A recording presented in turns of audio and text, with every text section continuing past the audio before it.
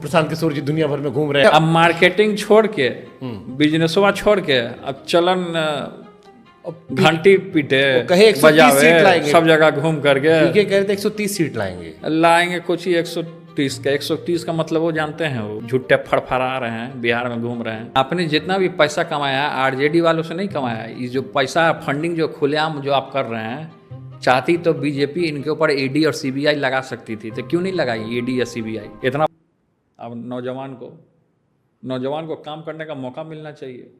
और प्रशांत किशोर कहते रहे कि हम नौजवान हैं, हमको मौका दीजिए। आपको जिताए थे, प्रशांत किशोर जी दुनिया भर में घूम रहे हैं, दिन भर आप पे निशाना साधते हैं 24 घंटा। एक बात सुन लीजिए, फिल्मी कलाकार को अपना लाइन नहीं छोड़ना चाहिए, डॉक्टर को अपना डॉक्टरी नहीं छोड़ना चाहिए, समझे, और इंजीनियर को अपना इंजीनियरिंग नहीं छोड़ना चाहिए।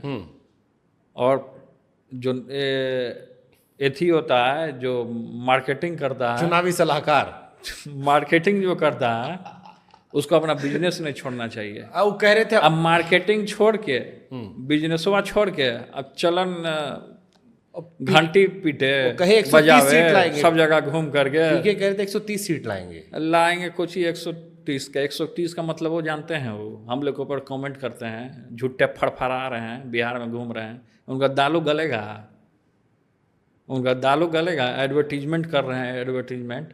पहले एडवर्टीजमेंट से पैसा कमा लिए, गांधी जी को बदनाम किए, जन स्वराज गांधी जी को लेकर घूम गए।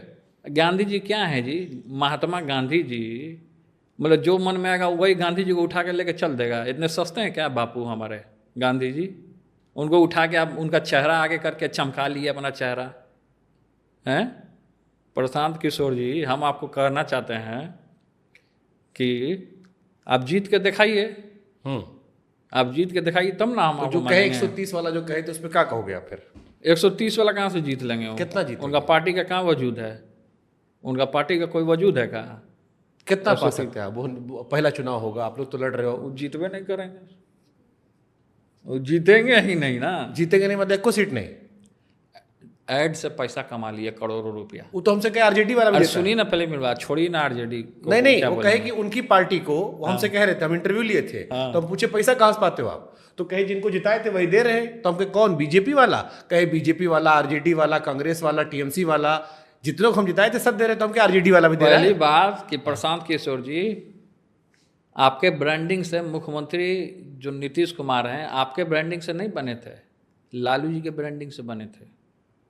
और दूसरी बात कि आपने जितना भी पैसा कमाया आरजेडी वालों से नहीं कमाया। ये जो पैसा फंडिंग जो खुलेआम जो आप कर रहे हैं, चाहती तो बीजेपी इनके ऊपर ईडी और सीबीआई लगा सकती थी, तो क्यों नहीं लगाई ईडी या सीबीआई।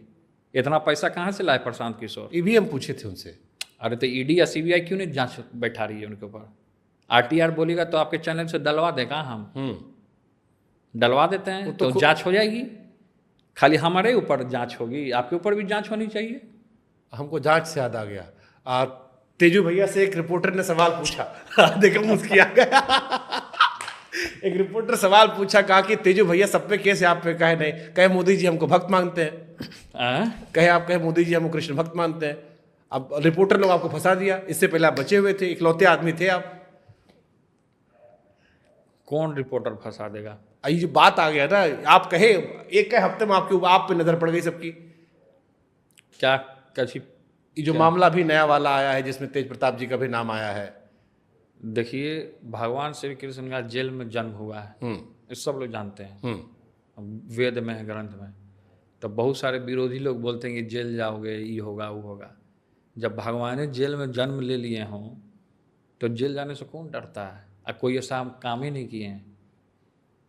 हम तो पुजारी हैं, भक्त हैं, हम कोई ऐसा काम ही नहीं किए हैं। यह कहे थे जाने का मौका मिले। आप यह कहे थे कि हमको कहते कि भक्त है तो आप पूछेंगे नहीं इस बार? ये तो अपडेटेड इंटरव्यू हो गया कि भैया हमको तो आप भक्त कह रहे थे।